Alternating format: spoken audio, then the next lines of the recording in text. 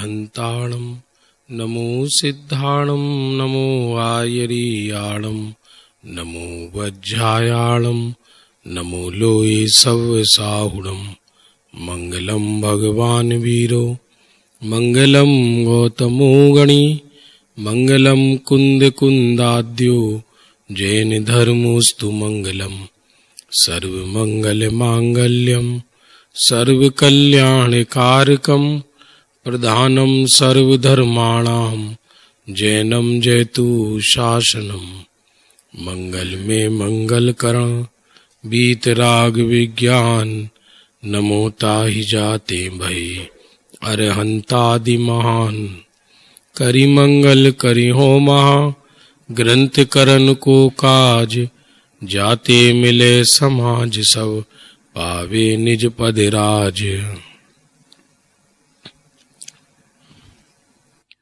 अपना ये विषय चल रहा था जो कल अपन ने प्रारंभ किया था, मोक्ष का मार्ग कहें या मोक्ष, दोनों एक कार्य हैं। अज्ञानी के लिए तो जगत के धंधे ही कार्य हैं। खाना पीना सोना उठना चलना बैठना कमाना मर जाना, ये अज्ञानियों का कार्य है। ज्ञानियों का आत्मानुभूति सम्यक दर्शन ज्ञान चारित्र मोक्ष जाना, ये ज्ञानियों का कार्य है। तो यहां शिष्य ने प्रश्न पूछा कि मेरा कार्य अर्थात मोक्ष का उपाय मुझको काल लब्धि आने पर भवितव्यता अनुसार बनेगा या मोह कर्म के उपशम से बनेगा या पुरुषार्थ से बनेगा। टोडरमल जी साहब ने उत्तर दिया, काल लब्धि और होनहार तो कोई वस्तु नहीं, अर्थात जिस काल में कार्य हुआ वो काल लब्धि है, वो साधन नहीं है। निमित्त है वो तो पुद्गलनी शक्ति छे, कर्म है उसका जीव करता हरता है नहीं। कर्म तो जड़ है और मैं चेतन हूं। तो जिसको स्वयं को ये ज्ञान नहीं कि मैं कौन हूं, वो मुझ में क्या बिगाड़ सुधार कर सकता है। बात बची पुरुषार्थ की, तो पुरुषार्थ मेरा कार्य है, वो जीव की पर्याय है। जीव जैसा पुरुषार्थ करता है वैसे कार्य की सिद्धि होती है। यदि पुरुषार्थ भी जीव के हाथ में ना हो जैन दर्शन में, तो ये अन्य मत हो जाएगा। वो तो जैसे अन्य मत में कहा जाता है, हुई है वही जो राम रची राखा, जो राम ने रच दिया वही होगा। तो फिर तो बंधन मुक्ति उपदेश कुछ भी मेरे हाथ में नहीं है। कहते राम की रचना भी उसी की है और रावण को भी उसी ने बनाया है। और भगवान ने ही रावण को कहा कि तुम सीता को हरण करके लाओ, क्योंकि रावण को राम के हाथों मरना था और राम यदि रावण को मार दें तो उसी में उनकी मुक्ति हो जाएगी। इसलिए उन्होंने जानबूझ के ऐसा किया। तो उनके यहां तो जैसे सब कुछ ऊपर वाले के हाथ है, तो यदि हम भी ऐसा मान लें कि मेरे सारे कार्य भाग्य अनुसार होते हैं, काल लब्धि से होते हैं, फिर तो जीव के हाथ में कुछ ही नहीं रहा। फिर तो उपदेश भी निरर्थक हो गया। फिर मैं क्या करूं क्या ना करूं, फिर तो किम कर्तव्य विमूढ़ हो गया व्यक्ति। इसलिए टोडरमल जी ने इस अधिकार में ये फरमाया कि नहीं, जगत के कार्यों में तो काल लब्धि और निमित्त ही मुख्य है। क्या बोला? जगत के कार्यों में तो काल लब्धि और निमित्त ही मुख्य है, लेकिन आत्मा के कार्य में पुरुषार्थ मुख्य है। हाँ, इतना ध्यान रखना, चाहे जगत के कार्य हों, चाहे आत्मा का कार्य हो, दोनों कार्यों में होंगे तो पांचों समवाय, कारण सभी होंगे, लेकिन मुख्यता की बात चल रही है मेरे हाथ में कौन सा है।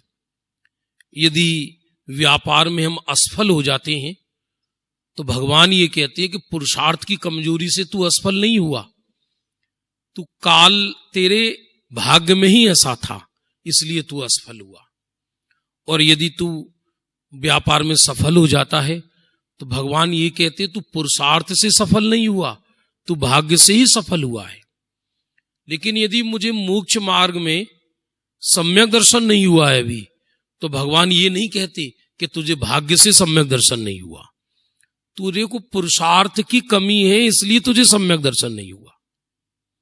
और यदि मुझे आत्मदर्शन हो गया तो भाग्य से आत्मदर्शन नहीं हुआ, मुझे पुरुषार्थ से आत्मदर्शन हुआ है। आपको कुछ समझ में आ रहा है, नहीं आ रहा? सीता 3 बार वन में गई, मालूम होगा आपको। एक बार तो जब वनवास हुआ राम के साथ गई, एक बार राम ने निकाला। जब पहली बार उनको वनवास हुआ सीता को, तो पुण्य उदय से हुआ या पापोदय से हुआ? सीता को रामचंद्र जी के साथ वनवास हुआ, राम को हुआ, सीता तो साथ गई उनकी 14 वर्ष का, तो पुण्य उदय से हुआ या पापोदय से हुआ? पुण्य उदय से। हाँ, पाप उदय तो तब होता कि जब वो अकेली महलों में सर फोड़ती हैं अपना। पति के साथ जाना तो पुण्य उदय ही होता है ना। और दूसरी बार अपवाद करके निकाला, वो पापोदय था क्योंकि उसमें शील का अपयस था। और तीसरी बार जब वो दीक्षा लेकर गई, न पुण्योदय से न पापोदय से, वो पुरुषार्थ पूर्वक गई। तो ध्यान रखना, क्योंकि जगत के सारे कार्य हों या आत्मा के होंगे तो सभी समवाय, लेकिन मेरे हाथ में कौन सा है, प्रश्न ये चल रहा है। पुरुषार्थ जीव की स्वयं की पर्याय है, जीव का स्वयं की वीर्य गुण की पर्याय है। इसलिए जीव जैसा पुरुषार्थ करता है वैसे कार्य की सिद्धि होती है। हो सकता है किसी को प्रश्न ऐसा, आप ऐसा क्यों नहीं कहते कि जैसा काल लब्धि होगी जीव वैसा पुरुषार्थ करेगा? कहना हो तो कह लो आप, लेकिन आपको क्या पता कि काल लब्धि कैसी होगी? क्योंकि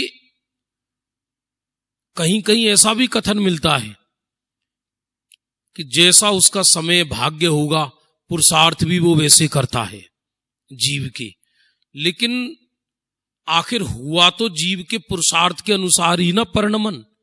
नरक निगोद या मोक्ष जो उसका होगा वो काल लब्धि से होगा या पुरुषार्थ से होगा? उसके स्वयं के पुरुषार्थ से होगा। यदि पुरुषार्थ ही जीव के हाथ में ना हो तो फिर जैन दर्शन पूरा मिशन फेल हो जाए, ये सब तीर्थ बनाने निष्फल हो जाएं, ये सब पागलपन लगने लगे, क्योंकि मेरे हाथ में तो कुछ रहा ही नहीं, पुरुषार्थ भी मेरे हाथ में नहीं है। हाँ, इतना जरूर है, पुरुषार्थ का अर्थ आगे पीछे करना नहीं है। पुरुषार्थ का अर्थ ये नहीं है कि मैं पहले मोक्ष चला जाऊं, ऐसी आकुलता ज्ञानियों को नहीं होती। देखो इसमें लिखा,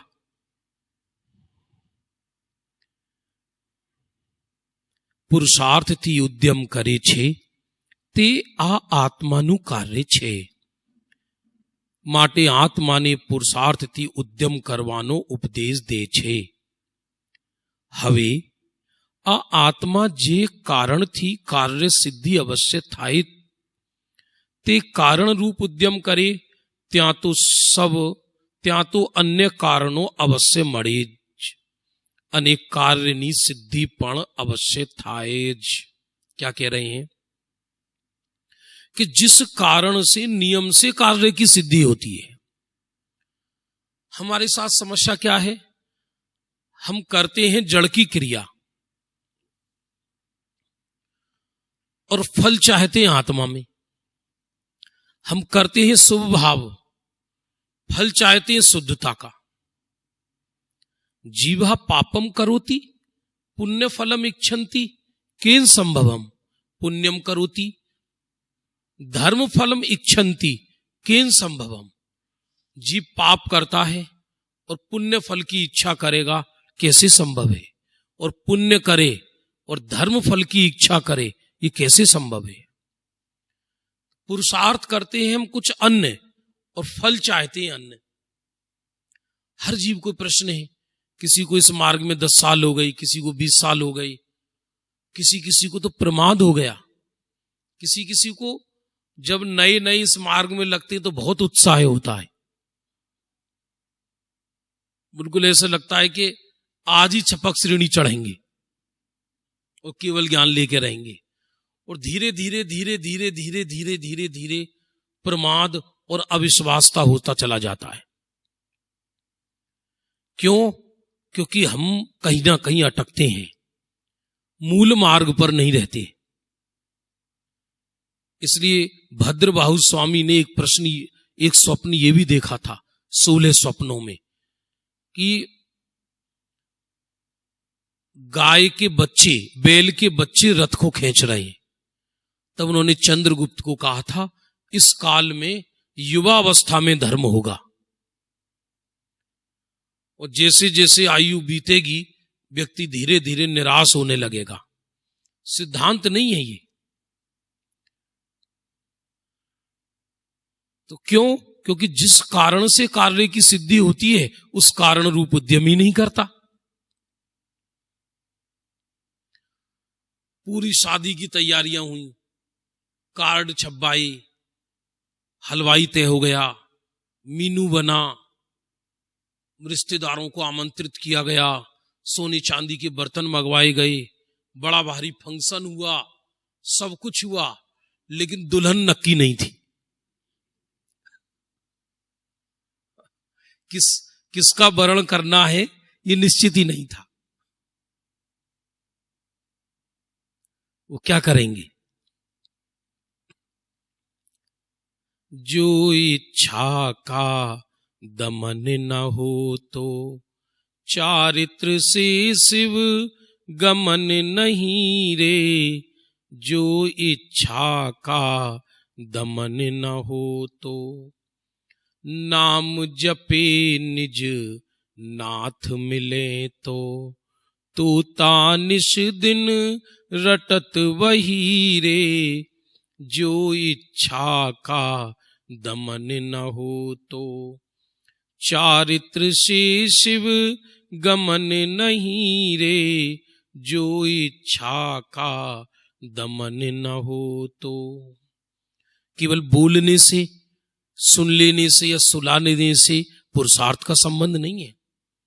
बोल लेना ये स्मृति का प्रतिनिधित्व करता है, ना कि पुरुषार्थ का।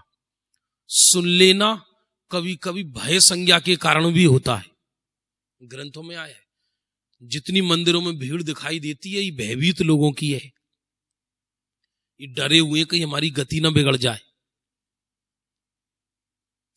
जिस दिन भय निकल जाएगा उसी दिन धर्म छोड़ देगा ये जीव। जिस दिन नरक का विश्वास हो जाएगा उसी दिन छोड़ देगा।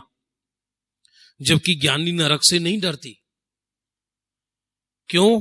क्योंकि क्षेत्र बदलने से धर्म का संबंध नहीं है। ज्ञानी नरक में रहे या सिद्ध शिला में रहे, वो तो दोनों जगह एक ही काम करता है। क्षेत्र बदलने का नाम जैन शासन नहीं है। तो जिस कारण से कार्य की सिद्धि हो उस कारण रूप उद्यम करे तो अन्य कार्य नियम से मिलेंगे, कारण नियम से मिलेंगे।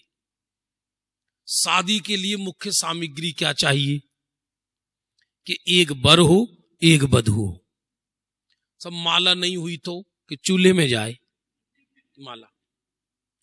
माला नहीं भी होगी तो भी हो जाएगा। सब बाराती के एक भी ना आए, बैंड बाजी के कुछ भी ना सही। मुख्य सामग्री हो तो अन्य कारण मिल जाए तो भले और ना मिले तो भले। यहां तो कहते हैं कि यदि मुख्य कारण रूप परिणमित हुआ तो अन्य कारण मिल जाएंगे उसको। जैसे वो आत्म सन्मुख हुआ, यदि पुरुषार्थ पूर्वक, सन्मुख कौन होता है? उपयोग होता है। किसके सन्मुख होता है? ध्रुव तत्व के सन्मुख होता है। जिसको जिसका प्रेम होता है वह जीव उसके सन्मुख होता है नियम से, बिना किसी संबोधन किए, बिना किसी प्रयत्न के। मूल कलश में आया अमृत चंद्र आचार्य देव ने समय सार में, ढलान जहां हो पानी वहां बहता है। उपयोग कहां जाएगा? जिसकी रुचि होगी हमें। रुचि किसकी होती है? जिसकी महिमा होगी। महिमा माने जिसमें मैंने सुख माना होगा। हमारा उपयोग कहां दौड़ता है? जगत में, क्योंकि हमें जगत की महिमा है। देह में, बाहर के पदार्थों में, खाने पीने की वस्तुओं में, जड़ पदार्थों में, असभ्य भाषा में कहें तो गोबर में। गोबर के पहाड़ पर बैठ के आत्म कल्याण करना चाहता है जीवी। वर्षा ऋतु में एक हरे रंग का कीड़ा होता है। वर्षा ऋतु में गांव में तो गोबर के ढेर गांव में पड़े रहते हैं, गाय के गोबर के ढेर। उसमें एक हरे रंग का कीड़ा पैदा हो जाता है। जैसे रंग का गोबर होता है, गहरे हरे रंग का, ऐसा मोटा, उसकी आंख गोल गोल होती है, और उस गोबर में एक शैवाल निकल आता है, छतरी जैसा, क्या बोलते हैं उसको, कुकुरमुत्ता, गोल गोल गोल गोल व्हाइट रंग का मशरूम। लोग उसकी सब्जी खाते हैं, 2 इंद्री जीव है वो, और वो निकल आता है। और कीड़ा जब देखता है तो सोचता मेरे ऊपर ताजमहल है, और बड़ा खुश होता है। और उसको गोबर की सुगंध लेने की आदत पड़ जाती है, तो इसलिए उसकी नाक बहुत बड़ी हो जाती है और आंखें बड़ी बड़ी, और बार बार झांक झांक कर देखता है जगत को, सोचता कि मैं बहुत बड़े सोने के पहाड़ पर बैठा हूं और मेरे ऊपर छत्र है, ऐसा फीलिंग करता है वो। और यही दशा है जगत के जीवों की। गोबर के पहाड़ पर बैठा है जीवी, परिग्रह के पहाड़ पर बैठकर आत्म कल्याण करना चाहता है, जबकि उपयोग रुचि का अनुसरण करता है। रुचि किसका अनुसरण करती है? महिमा की। मुझे किसकी महिमा है? हां, उस शुद्धात्मा की महिमा सदगुरु के निमित्त से, आगम के अवलंबन से आती है, अभ्यास के अवलंबन से आती है। जगत जब राख का ढेर नजर आने लगे, हीरे मोती में भी बुद्धि नहीं जाए व्यक्ति की, सड़क पे सोना पड़ा हो, विकल्प भी ना आए देख लेने के बावजूद भी, एक जगत में वंडरफुल शुद्धात्म तत्व नजर आए तो उपयोग आत्म सन्मुख हो जाता है। आत्मा कभी उपयोग के सन्मुख नहीं होता। आत्मा तो राजा है, सम्राट है वो। सम्राट यदि भेंट स्वीकार करने खुद गद्दी से उतरे तो सम्राट नहीं, हरिजन है फिर तो। इसलिए ध्रुव चैतन्य तत्व वो पर्याय सन्मुख कभी नहीं होता, वो तो स्वरूप में है। पर्याय मेरा ध्यान करे तो करे, मैं किसका करूं? वो तो स्वयं सच्चिदानंद कूटस्थ निष्क्रिय ध्रुव एक सामान्य पदार्थ है। आत्मा को परिणामी भी व्यवहार से कहा जाता है। परमार्थतः देखा जाए तो वो मैं जो चैतन्य तत्व हूं, अपरिणामी तत्व हूं। परिणाम और ध्रुव दोनों का जब अभेद कथन किया जाता है तब उसको परिणामी कहा जाता है। भैया समझ में आ रहा है? इसलिए जिस कारण से कार्य की सिद्धि हो, उस कारण रूप उद्यम करे तो अन्य सब कार्य, अन्य सब कारण मिल जाते हैं, सब मिल जाएंगे। सब मैं आत्म कल्याण करने बैठा, मुझे सदगुरु नहीं मिले तो क्या होगा? कि ऐसा कभी होता नहीं। जिसे आत्मा का प्रेम है उसके लिए गुरु को भी आकाश से आना पड़ेगा। सिद्ध शिला सूनी पड़ी है उसके लिए, भगवंत सिद्ध उसका इंतजार कर रहे हैं, आओ। क्योंकि आत्म सन्मुख वाले की जाति परिवर्तित हो जाती है। जैसे शूद्र कन्या हो और ब्राह्मण कन्या से उसका विवाह निश्चित हो जाए और उसका विवाह हो जाए तो शूद्र नहीं रहती, ब्राह्मण बन जाती है। तो जब पर्याय का वर्ण, पर्याय ध्रुव का वर्ण कर ले तो उसकी जाति परिवर्तित होकर सिद्धों से मिलने लगती है। मिथ्या दृष्टि नहीं रहता, वो सम्यक दृष्टि हो जाता है। सिद्धों से उसकी जाति मिलने लगती है और सिद्धों की ये प्रतिज्ञा है, मैं अपनी जाति वालों को एक को भी नीचे नहीं रहने दूंगा। सब ऊपर सिद्धों के साथ अनंत काल के लिए विराजते हैं। प्रकृति कुदरत जीव के परिणामों के साथ बंधी है। परिणाम फल ना दे तो 14 राज ब्रह्मांड को शून्य होना पड़े। नेहरूवी के प्रवचन है ये 14 राज ब्रह्मांड को गुरुदेव श्री के, नेहरूवी के लास्ट, हाँ बहन श्री के प्रवचन पर प्रवचन लास्ट ईयर से लास्ट ईयर नेहरूवी में था 10 लक्षण में। वो 8-10 दिन के लिए, 15 दिन के लिए गए थे वहां। इतना गजब का प्रवचन है, आप सुनो, जीवन परिवर्तित हो जाएगा। घर मकान दुकानों में आग लगानी पड़ेगी। क्यों? क्योंकि एक एक परिणाम फल देता है क्या? हाँ, परिणाम के साथ कुदरत बंधी है। पूरे विश्व की व्यवस्था विश्व नहीं करता, ईश्वर नहीं करते। हमारे यहां विश्व की व्यवस्था कर्म करता है और कर्म परिणाम से बंधा है। किससे बंधा है? परिणाम। अब जैसा सोचोगे वैसा होने लगेगा आपके साथ। आप यदि ये भावना भाव, अरे मुझे तो बस अब आत्म कल्याण करना है, तो धीरे धीरे आपका उदय भी वैसा ही आने लगेगा। आपकी व्यवस्थाएं भी वैसी बन जाएंगी, आपके घर के, आपके व्यापार की व्यवस्थाएं वैसी होने लगेंगी। आप यदि ये थिंकिंग करेंगे, ऐसा सोचेंगे, अरे मुझे तो फुर्सत ही नहीं है, मैं यहां रहा तो वहां तो घर मकान दुकान उजड़ जाएगा, फिर क्या होगा? तो कुदरत आपके साथ वैसा ही करेगी। कुदरत माने कर्म, आपको समय ही नहीं मिलेगा। परमात्म प्रकाश की गाथा है योगेंदु देव की। ज्ञानी अज्ञानी जिसे बसाते हैं, ज्ञानी उसे उजाड़ते हैं। उजाड़ने को तैयार है संसार को, तो इधर आना, इधर संसार बसाने का मार्ग नहीं। अपनी चिता पर बैठकर तू वीणा बजा सके, इतना तेरे कलेजे में हिम्मत है, तो ये तत्व ज्ञान पचता है अंदर। इसलिए वैराग्य और ज्ञान दोनों का संगम चाहिए। ऐसा कभी नहीं होता कि जीव सम्यक पुरुषार्थ करे और उसके कार्य की सिद्धि ना हो। आज तक एक जीव के साथ भी ऐसा नहीं हुआ। आगे आएगा इसमें पूरा कथन। तथा जे कारण थी कार्य सिद्धि थाए अथवा ना पण थाए, ते कारण रूप उद्यम करे, त्या अन्य कारण मळे तो कार्य सिद्धि थाए, न मळे तो ना थाए। ऐसे भी कुछ कारण हैं कि जिनके होने पर कार्य सिद्धि होती भी है, नहीं भी होती है। हाँ, जैसे आप स्वाध्याय कर रहे हैं, आत्म कल्याण के लिए तत्व अभ्यास भी कारण कहा। आप तत्व अभ्यास कर रहे हैं, लेकिन तत्व अभ्यास करें, शब्दों में ही संतुष्ट हो जाएं, तो अन्य कारण नहीं मिला तो केवल तत्व अभ्यास संबंधी पुण्य अर्जित होगा, दृष्टि स्वरूप सन्मुख नहीं हो पाएगी। कोई व्यक्ति सोचे मैं आज सामायिक करूंगा और सामायिक की व्यवस्था बनाए, आसन बिछाए, आसन बिछाकर बढ़िया पुस्तक रखे, सुंदर सोने की माला पकड़ के सामायिक कर रहा है, रत्नों की माला से सामायिक कर रहा है। कई लोगों में क्या होता है, प्रपंच करने की बहुत आदत होती है।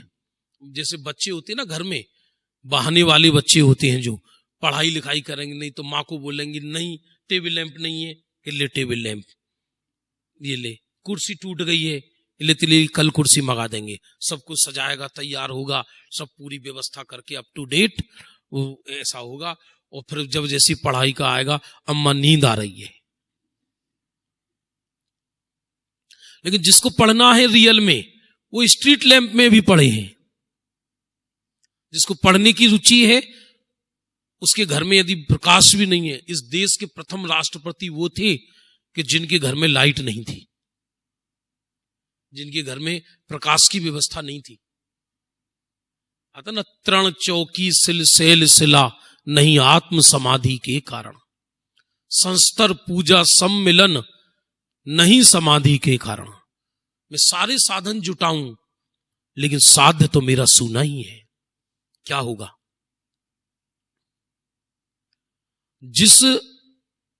जिस वधू का पति रुष्ट है, वो कितने भी श्रृंगार करे वो विधवा जैसी है।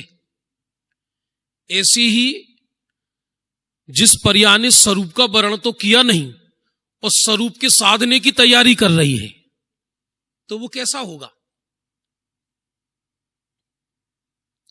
धिक धिक जीवन समकित बिना, धिक धिक जीवन समकित बिना, जैसे बिना एकड़े बिंदी, नींव बिना मंदिर चुनना, धिक धिक जीवन समकित बिना, धिक धिक जीवन समकित बिना।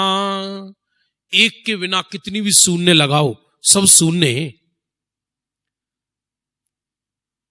एक की वैल्यू है, एक माने वो आत्मा।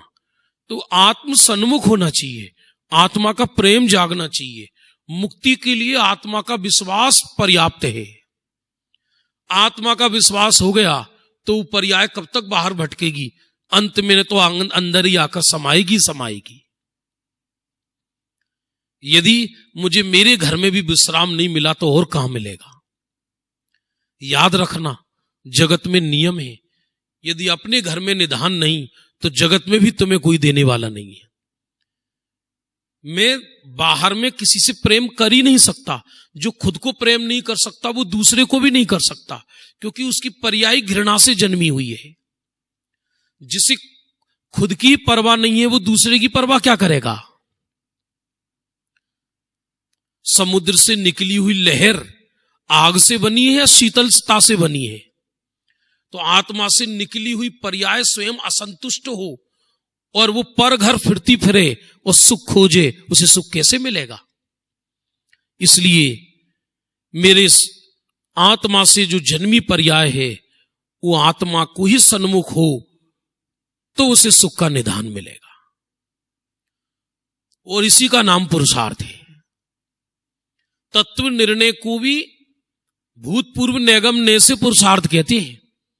वो जो निर्णय हुआ, निर्णय क्या निर्णय हुआ कि तू सुख स्वरूप है, ये निर्णय हुआ। मैं सुख स्वरूप हूं ये निर्णय किया पर्याय ने, तो निर्णय होते ही स्वरूप में चली गई, तो उस निर्णय को पुरुषार्थ कहा। वास्तव में वो निर्णय भी पुरुषार्थ नहीं है, जब पर्याय स्वरूप सन्मुख हुई वो पुरुषार्थ है। मेरे भैया समझ में आ रहा है नहीं आ रहा? चार लब्धि तो अनंतवार अभव्य को भी हो गई, लेकिन कर्ण लब्धि नहीं हुई। कर्ण लब्धि में जीव स्वरूप सन्मुख हो जाता है। बहुत अद्भुत भेद ज्ञान, अद्भुत तत्व ज्ञान है। पहले तो जगत से वैराग्य आना चाहिए, जीवन में निवृत्ति लेना चाहिए। कृपालु देव का ही वाक्य है, तेरे पर छाछ और रोटी का इंतजाम है तो बस निवृत्ति ले लेनी चाहिए। प्रथम तो निवृत्ति ले, बार बार भागता है मुंबई। क्या करने जाते हो? अच्छा, यहां किस लिए आते हैं? यहां पर बोलो, यहां व्यक्ति किस लिए आता है?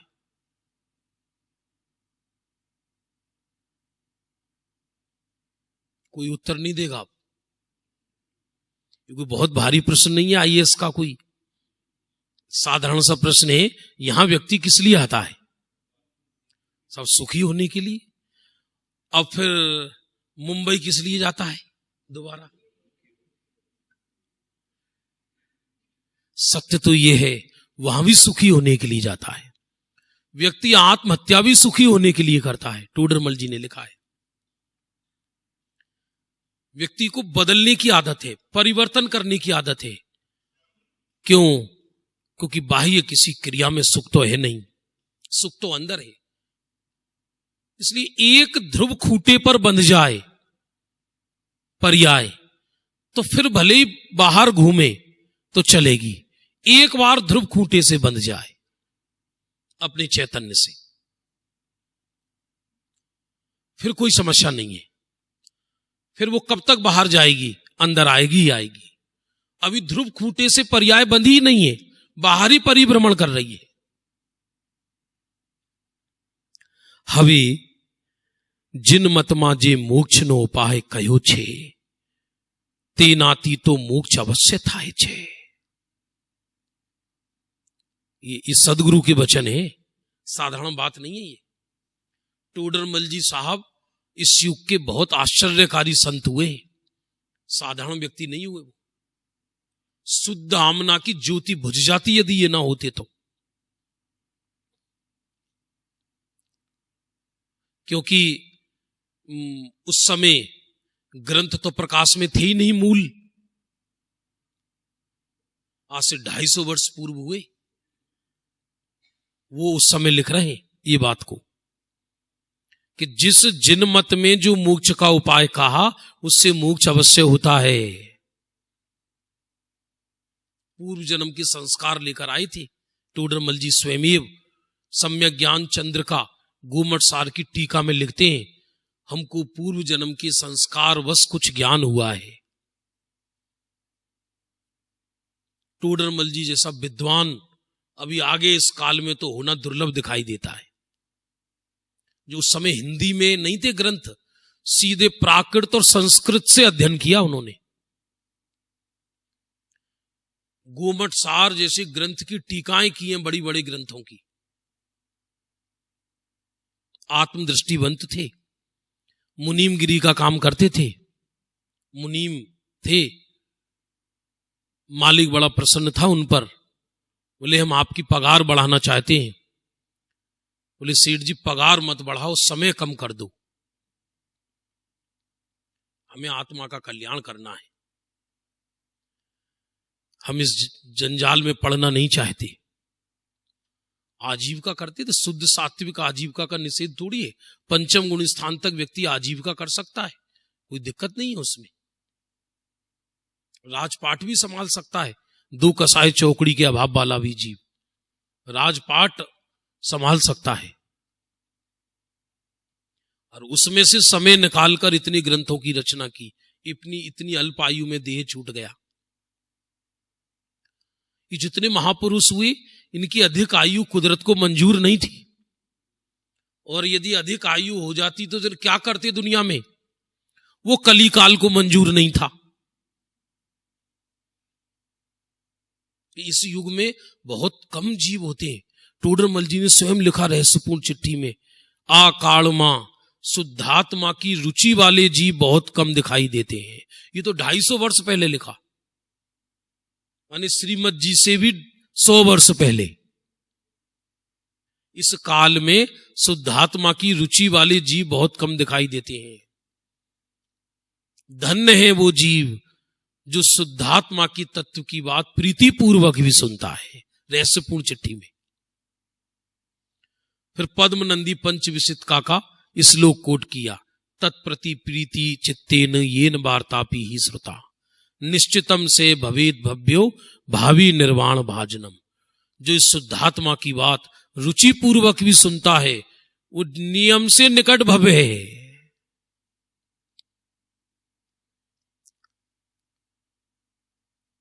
अविश्वास पूर्वक नहीं, समझ में नहीं आए ये हो सकता है, लेकिन मन में संशय, कभी अभ्यास नहीं ना अपना, तो मन में तरह तरह की संशय घूमती रहती दिमाग में। भौतिकता का आकर्षण सताता है, साइंस की थ्योरी लगती है, सताती है। लगता है कि क्या करें, यहां कुछ कहते हैं, स्कूल में कुछ कहते हैं, दुनिया कुछ कहती है, क्या करें, मगज फटा जा रहा है हमारा। तो संशय वाले जीव बहुत दुखी हैं दुनिया में। इसलिए सेवन करना हो एक चीज का ढंग से कर लो, या तो जगत का ही सेवन कर लो या धर्म का ही सेवन कर लो।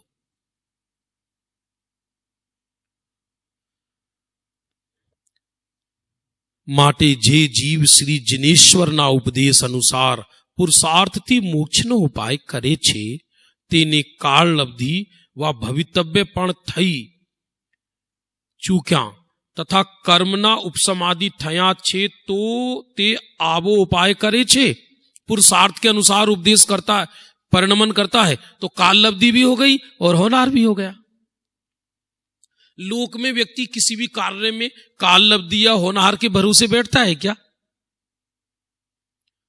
आप घर मंदिर से हारे थके जाएं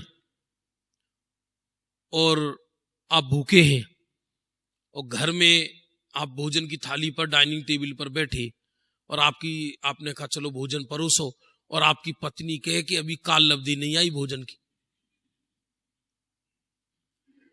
पकाई नहीं, हम क्या करें?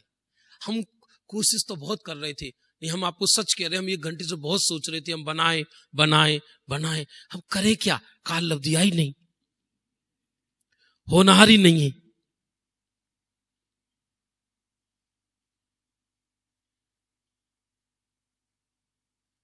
फिर क्या होगा? कब तुम्हारी खोपड़ा फूटने की होनहार आएगी।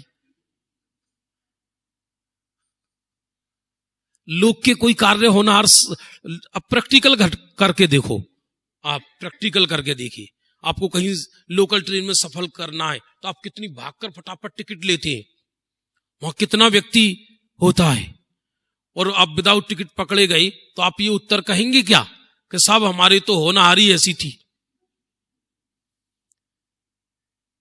टिकट लेना भाग्य में ही नहीं था, हम क्या करें? तो अब तुम्हारे भाग्य में जेल जाना है।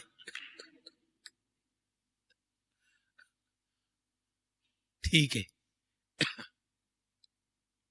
जगत का एक जहां जबकि नियम से भाग्य से कार्य होता है जगत में, तो भी वहां पर पुरुषार्थ करता है, और यहां नियम से सारे कार्य पुरुषार्थ से होते हैं आत्मा के, तो भी उसको भाग्य पर डालता है। तो पुरुषार्थ का अर्थ, पुरुष माने आत्मा, आत्मा के अर्थ, जिसकी हर परिणति आत्मा के अर्थ बहे, हर परिणति उसका, जिसका हर श्वास स्वरूप को स्वीकार करते हुए निकले, हर श्वास।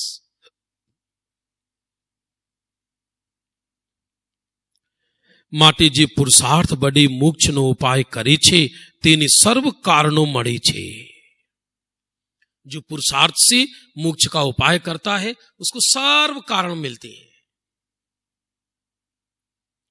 क्योंकि अन्य कारण सब पुरुषार्थ के अधीन है, स्वयं मिल जाएंगे, स्वयं वो करना नहीं पड़ेगा, ऑटोमेटिक। ऋतु बदलती है, पतझड़ आने लगता है, स्वयं झड़ जाते पत्ते, पत्तों को इंतजार नहीं करना पड़ता ऋतु का। नए पत्तों को निकलने के लिए पत्ते आकाश को आंख फाड़ फाड़ कर नहीं देखते कि बारिश को नहीं हो रही, बादल बरस जाए तो हम हरे हो जाएंगे। अंदर से उसके विकसित होने का काल आता है तो बादलों को बरसना पड़ता है। इसलिए पुरुषार्थ के द्वारा, पुरुषार्थ को मुख्य किया इसमें, क्योंकि आप समझना, निमित्त आदि तो केवल मनुष्य गति में है, ये और सुनना, निमित्त आदि केवल मनुष्य गति में है मुख्य रूप से, जबकि सम्यक दृष्टि तो तीनों लोक में। कुछ समझ में आ रहा है, नहीं आ रहा है? सदगुरु को भी मैं खोजने कहां जाऊंगा? किसी को महाभाग्य से मिल गए, उनका तो महाभाग्य है, और मान लो किसी को नहीं मिले तो वो कहां से लाएगा? 2.5 दीप के बाहर तो मनुष्य ही नहीं है, और असंख्यात त्रियंचे, सम्यक दृष्टि नहीं, पंचम गुण स्थान बरती। मेरे भैया समझ में आ रहा है, नहीं आ रहा? कितने असंख्यात, गिन नहीं सकते, और 5वें गुण स्थान व्रती, व्रती संयमी, मर के 16वें स्वर्ग तक जाते हैं। और 2.5 दीप के बाहर वो जो पानी में रहने वाले मगरमच्छ, वो सम्यक दृष्टि है, वो धर्मात्मा है, सम्यक दृष्टि नहीं, व्रती, वहां जिन मंदिर नहीं है, वो कैसे कल्याण करती हैं? कैसे? सातवें नरक का नारकी भी उपशम सम्यक दर्शन कर सकता है। सातवें नरक का नारकी भीषण आग में जलते हुए, वहां तो एक भी साधन नहीं है, वहां तो चारों तरफ मारो मारो मारो, केवल वेदना ही वेदना है। नरक में, नरक की डिक्शनरी में बचाओ नाम का शब्द नहीं है। यदि गलती से कोई नारकी कह दे बचाओ, बोले चुप रहो, तुमने किसी को नहीं बचाया तो तुमको कौन बचाएगा, आगे बोल मत देना। सिर्फ मारो और मरो, और कोई दूसरा शब्द नहीं है। मारो काटो, मारो काटो, और घोर अंधकार, प्रकाश का काम नहीं। तो घोर अंधकार के बीच और सर्व निमित्तों के अभाव के बीच वो केवल आत्मसन्मुख हो जाता है। वेदना विभव सम्यक तो कहा, जब तीव्र वेदना होती है तो ये विचार करने को मजबूर होता है कि वेदना क्यों। तो उसे विचार आता कि अरे पूर्व पर्याय में मैंने आत्मा की विराधना की।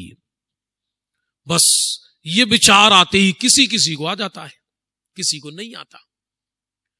बस वो जो विचार था वो वेदना को भूलकर स्वरूप में मिल जाता है।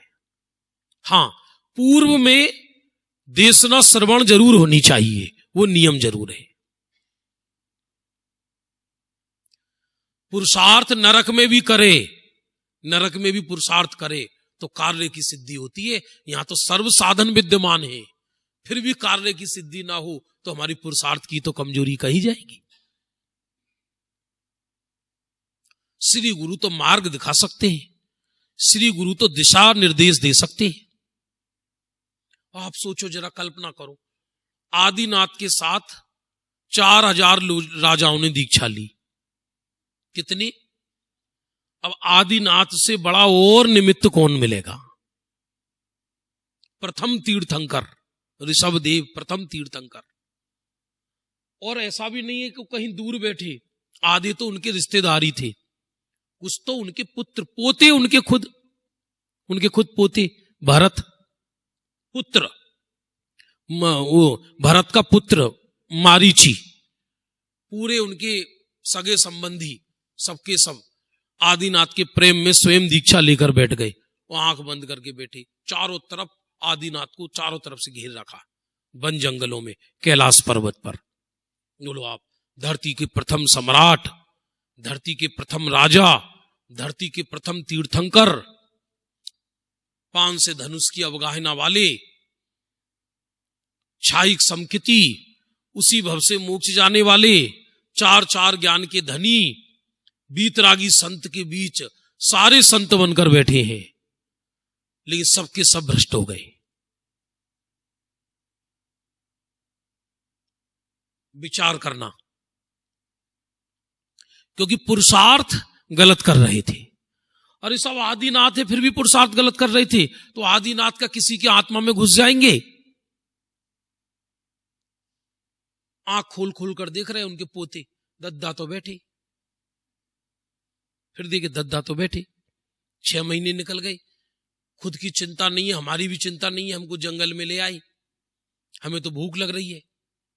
अल्लो, अब सब फल फूल कंद मल मूल सब खाने लगी, तोड़ तोड़ के जंगलों से, तरह तरह के आचरण करने लगी। इंद्र ने आकर धमकाया उनको कि आप इस वेश में ये खोटा कार्य नहीं करो, फिर जो तुम वेश बदलकर जो रुचे सो करो। फिर सबने अन्य अन्य वेश धारण कर लिए, तब से 363 मत चल गई दुनिया में।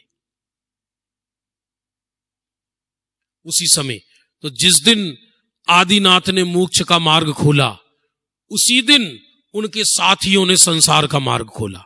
बोलो आप,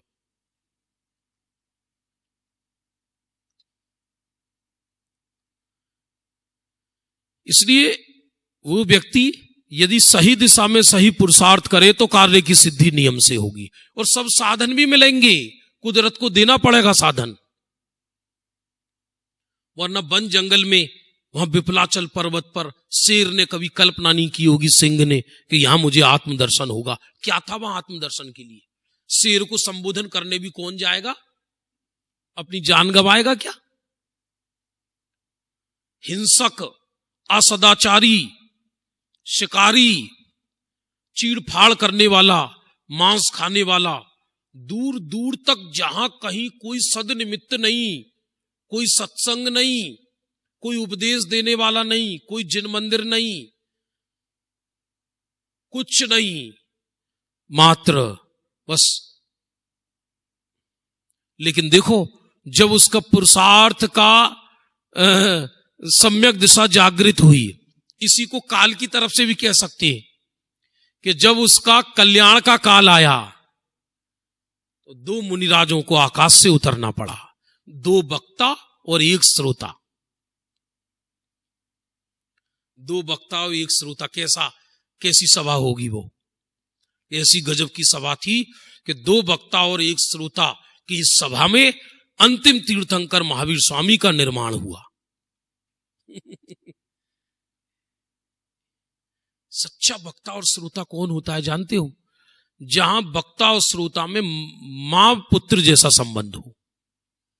जैसे मां होती है, कभी बच्चे का अहित नहीं कर सकती और बच्चे के दोषों को ढकेगी और उसको सही मार्ग पर लगाएगी और बच्चे से निरपेक्ष रहेगी। कोई मां इसलिए बच्चे का उपकार नहीं करती कि ये कोई मेरे लिए ताजमहल बना के देगा या मुझे धरती की रानी बनाएगा। ऐसा कभी मां को अपेक्षा नहीं होती। मां बेटे का प्रेम होता है और बच्चा है वो भी मां पे सर्व समर्पित होता है, सर्व समर्पण भाव से। वो ये सोचता है कि ये मेरी मां है, ये मेरा अहित नहीं कर सकती।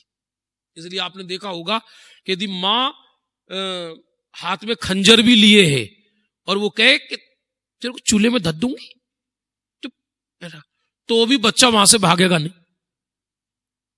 वहीं बैठा है पास में।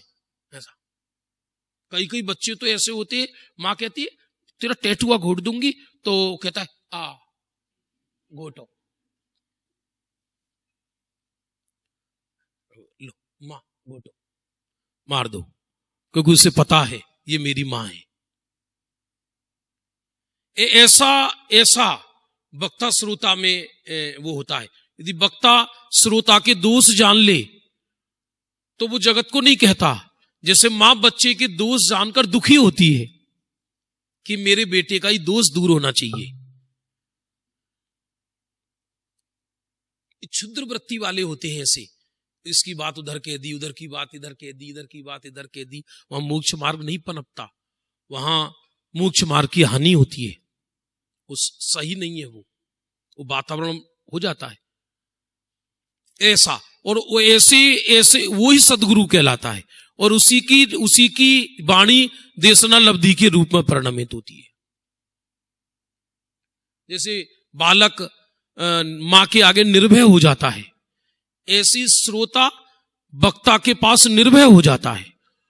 और यदि वहां वो डर सहित बैठा रहेगा तो अपने दोष भी कैसे बताएगा, अपने मन की बात भी कैसे बताएगा।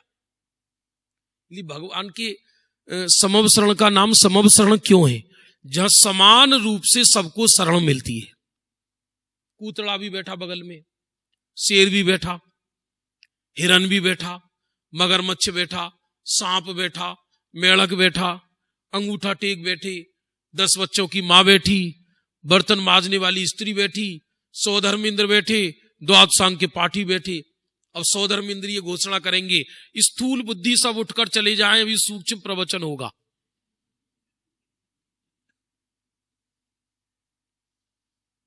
फिर 100 धर्मेंद्र घोषणा करेंगे, एक कूतड़ा, बिल्ली, शेर, सर्प, ये सब दोपहरी को आना।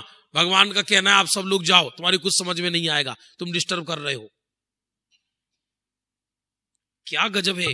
वही ओमकार को गणधर सुनते हैं, वही ओमकार को कुत्ता सुनता है। यह है धन्य जैन शासन।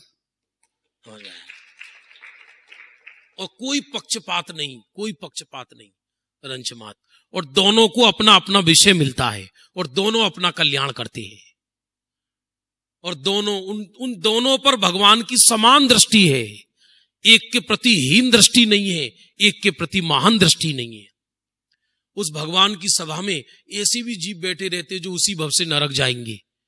तो सौधर्म इंद्र ये नहीं कहता भाई साहब आपका तो नरक जाना वैसे ही निश्चित हो गया, अभी भगवान ने थोड़ी देर पहले बोला आप नरक जाओगे, अब बैठे रहने से क्या फायदा, अगले भव में कल्याण करना, जब वहां से निकल जाओ, अब जगह मत घेरो, यहां से निकलो बाहर। श्री गुरु के कुछ लक्षण होते हैं। श्री गुरु किसी को अपात्र नहीं कहते, भले ही नरक जा रहा हो। क्यों? नरक के बाद भी तो निकलेगा, तो अभी संस्कार पड़ जाएं। ये बहुत विराट शासन है, बहुत विराट शासन है। इस विराट शासन में याद रखना, दूसरों के दोष कमजोरी नजर आए और अपने दोष अपराध नजर आए। क्या बोला? दूसरे के दोष कमजोरी लगनी चाहिए। हाँ, होता है, योग्यता है, कोई बात नहीं, होता है ऐसा। और अपने दोष अपराध नजर आनी चाहिए, तो वो जीव भव से पार हो जाएगा। देखो पूरा करते हैं। जे पुरुषार्थ बड़े मोक्ष नो उपाय करे छे, तेने सर्व कारणों मळे छे અને અવશ્ય મોક્ષની પ્રાપ્તિ થાય છે, એવો નિશ્ચય કરવો તથા જે જીવ પુરુષાર્થ બડે મોક્ષનો ઉપાય કરતો નથી તેને તો કાળલબ્ધિ અને ભવિતવ્ય પણ નથી અને કર્મના ઉપસમાધિ થયા નથી, તેથી તે ઉપાય કરતો નથી। है दोनों बातें पुरुषार्थ की तरफ से कह रहे हैं। पुरुषार्थ वो करता नहीं तो काल लब्धि भी नहीं होती, होनहार भी नहीं आती, कर्म की उपसमाधि भी नहीं होती। अरे किसी को तीव्र से तीव्र कर्म का उदय हो, 8 का, और बैठकर इधर ठान ले कि मुझे तो बस इस भव में केवल भव का अभाव करना है।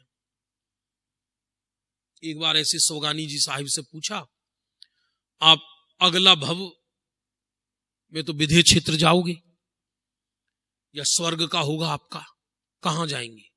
उन्होंने कहा मुझे तो एक समय का भी भव नहीं चाहिए। एक समय के भव की भावना माने अनंत भव की भावना।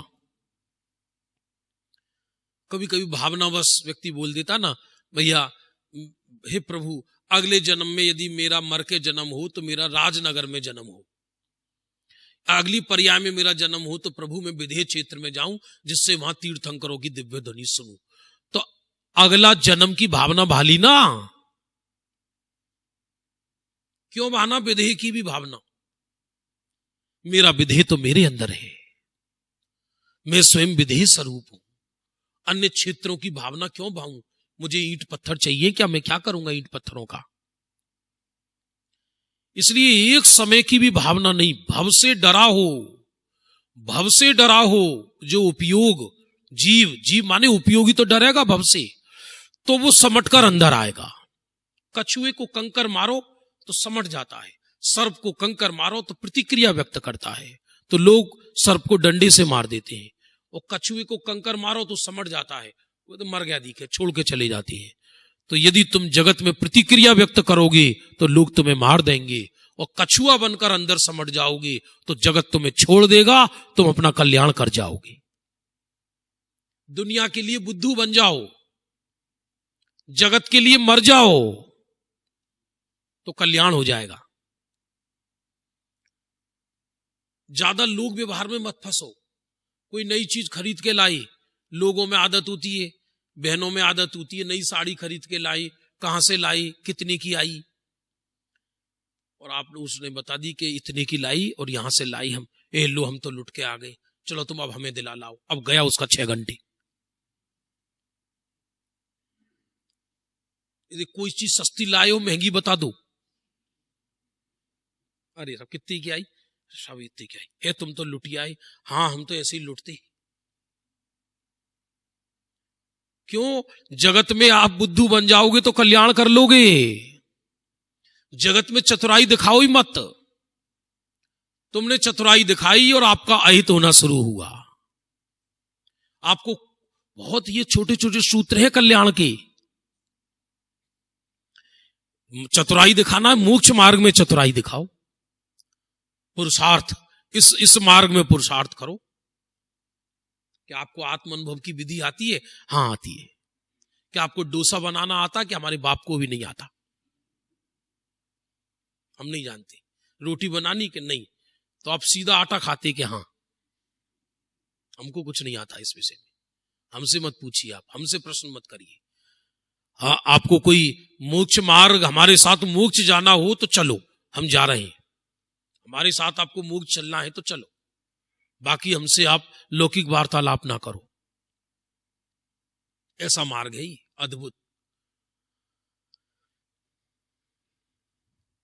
માટે જે પુરુષાર્થ બડે મોક્ષનો ઉપાય કરતો નથી તેને તે કોઈ કારણ મળતા નથી એવો નિશ્ચય કરવો તથા તેને મોક્ષની પ્રાપ્તિ થતી નથી।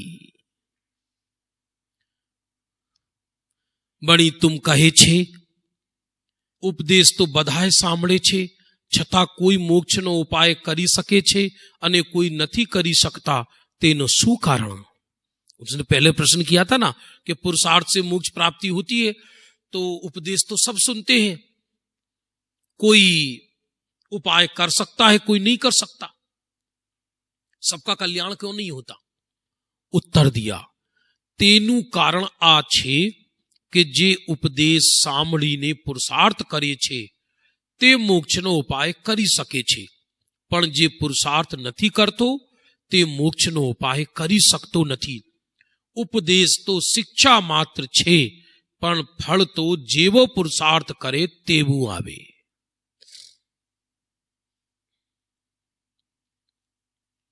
उपदेश तो शिक्षा मात्र है, उपदेश भाग्य से मिलता है और कल्याण पुरुषार्थ से होता है। दोनों है, देशना और देशना लब्धि। देशना सदगुरु की देशना महाभाग्य से मिलती है, और अब महाभाग्य से देशना मिल गई, अब उस देशना का जो परिणमन हुआ अंतर उन्मुखी, उसका नाम देशना लब्धि है। देशना मिल भी जाए लेकिन उसका परिणमन अंतरोन्मुख रूप होकर ना हो तो देशना लब्धि नहीं कहलाती, वो देशना बेकार चली जाती है, वो उसका लाभ नहीं उठा पाता दुर्भागी जीव। संसार है बहुत बड़ा है, पुण्य उदय में नजर नहीं आता।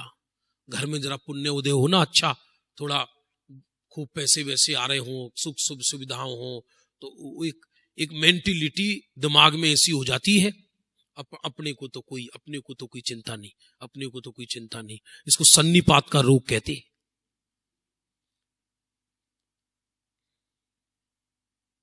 जैसे कोई पागल खाने में कोई डॉक्टर किसी मरीज को पकड़ने जाए, कि मैं जवाहरलाल नेहरू हूं, मैं जवाहरलाल नेहरू हूं, मुझे कहां ले जा रहे हो? बोले आपको उपदेश, आपको स्पीच के लिए ले जा रहे हैं। हाँ चलिए चलिए आप।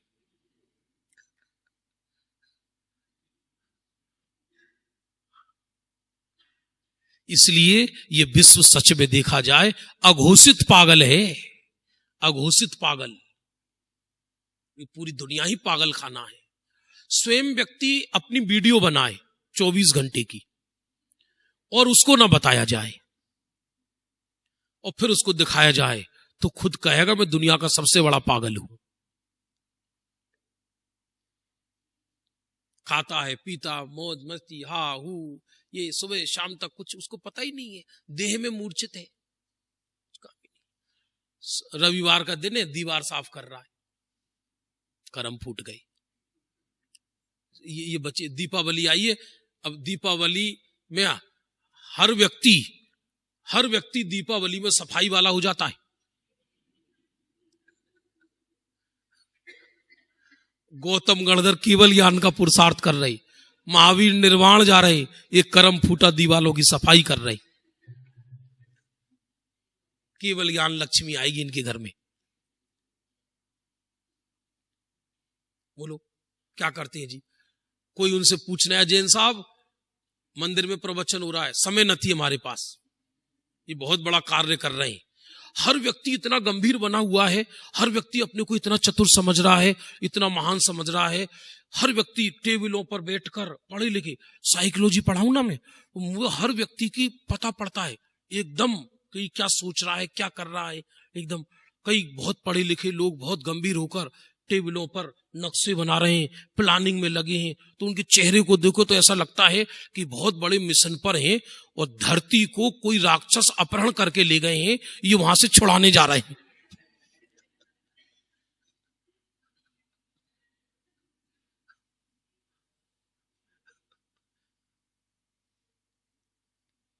बहुत बहुत लोगों से चर्चा होती है मेरी, डॉक्टर लोग मेरे मित्र बहुत हैं, प्रोफेसर लोग सब, जिनसे ज्यादा प्रेम है तो उनसे बिल्कुल सहज रूप से पूछ लेता हूं, डॉक्टर साहब ये बताओ, आपने बहुत ज्ञान किया, बहुत खोज शोध में लगे हो आप, ये बताओ बेचैनी मिटी क्या? बोले वो तो ना मिटी। फिर आपकी मित्रता करने से क्या लाभ है? दो बेचैन लोग मित्रता करें आपस में तो बेचैनी बढ़ेगी या चैन बढ़ेगा? सुखी की मित्रता करोगे तो सुख बढ़ेगा। है ही नहीं जगत में कुछ, आग में शीतलता खोजना है, खारे पानी में अमृत खोज रहा है, एरावत हाथी पर ईंधन ढो रहा है, रत्नों से कौवा उड़ा रहा है, धूल में से घी खोज रहा है। ऐसा है पूरे विश्व, ऐसा भाग रहा है व्यक्ति।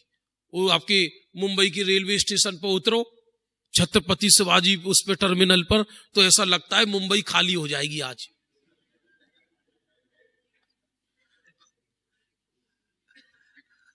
पता नहीं पड़ता व्यक्ति कहां जा रहा है और कहां आ रहा है। हर व्यक्ति जुनून में है, हर व्यक्ति जुनून में, चेहरा तन कर चाला है, हर व्यक्ति 2 बोतल पी के चल रहा है, 2 लटका के चल रहा है, गुस्से में है, चिड़चिड़ा है, हर व्यक्ति अपनी प्लानिंग में मूर्छित है। इसी को आचार्यों ने आध्यात्मिक भाषा प्रदान की कि कर्म चेतना की आग में जल रहा है। 2 ही शब्दों में निपटारा कर दिया, कर्म चेतना और कर्म फल चेतना की आग में जल रहा है। और पूरी जिंदगी इस लाश को ढोते ढोते निकल जाती है। लाशें ढो रहा, लाशें, यह आत्मा इसमें मूर्छित होकर। कोई मुर्दा मर जाए ना, कोई का मांस पड़ा हो तो आदमी छूने में 3 बार हाथ धोएगा उस दिन।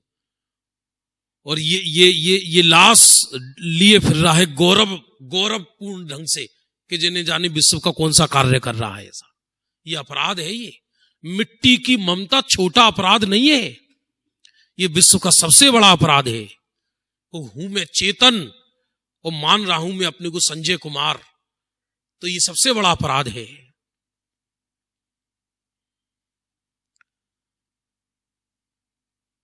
तेनु कारण आछे के जे उपदेश सामीड़ी ने, बस पूरा करता हूं ये, पुरुषार्थ करे छे ते मोक्ष नो उपाय करी सके छे, पण जे पुरुषार्थ नथी करतो ते मोक्ष नो उपाय करी सकतो नथी। उपदेश तो शिक्षा मात्र छे, पण फल तो जेवो पुरुषार्थ करे तेवो आवे। आगे आप पढ़ेंगे तो शिष्य ने बहुत प्रश्न किए हैं कि साहब हम क्या करें, मन नहीं लगता पढ़ने में, तत्व का निर्णय करने में, उसका कारण तो कर्म ही है ना। तो कहते नहीं, जहां तू उपयोग लगाएगा उसका निर्णय होगा। फिर कहता द्रव्यलिंगी पुरुषार्थ करते हैं, उनको कार्य की सिद्धि नहीं हुई, तो टोडरमल जी उत्तर देते हैं अन्यथा पुरुषार्थ करता है, देहाश्रित क्रियाओं को मोक्ष मार्ग मानता है, तो कार्य की सिद्धि कैसे होगी? संभव ही नहीं है। बहुत अच्छा है, आप इसको घर जाकर पढ़ना, जीवन को बहुत पवित्र बनाओ। क्योंकि पवित्र में बन सकता हूं क्योंकि मैं पवित्रता की खान हूं। पवित्रता बाहर से नहीं आती, पवित्रता अंदर से आती है। मैं सुखी बन सकता हूं क्योंकि सुख मेरे अंदर है। कोई काल्पनिक बातें नहीं है, आचार्य कोई बहका नहीं रहे हमको। मुझे मुक्ति हो सकती है क्योंकि मैं मोक्ष स्वरूप हूं। तो जो जो चीज कहा जा रहा है मैं उसकी खान हूं। प्रॉब्लम तो वहां थी कि कोई ऐसी चीज कही जा रही हो कि जो मुझे कहीं दूसरी दुनिया से लाना है। ऐसा तो है नहीं। सुखी होना है, सुख मेरे अंदर है। रत्नत्रय प्रकट करना है, रत्नत्रय मेरे अंदर है। मुक्ति प्रकट करना है, मैं मुक्ति स्वरूप हूं। बस उसको स्वीकार करना है, निर्णय करना है और उस निर्णय का नाम ही पुरुषार्थ है। बस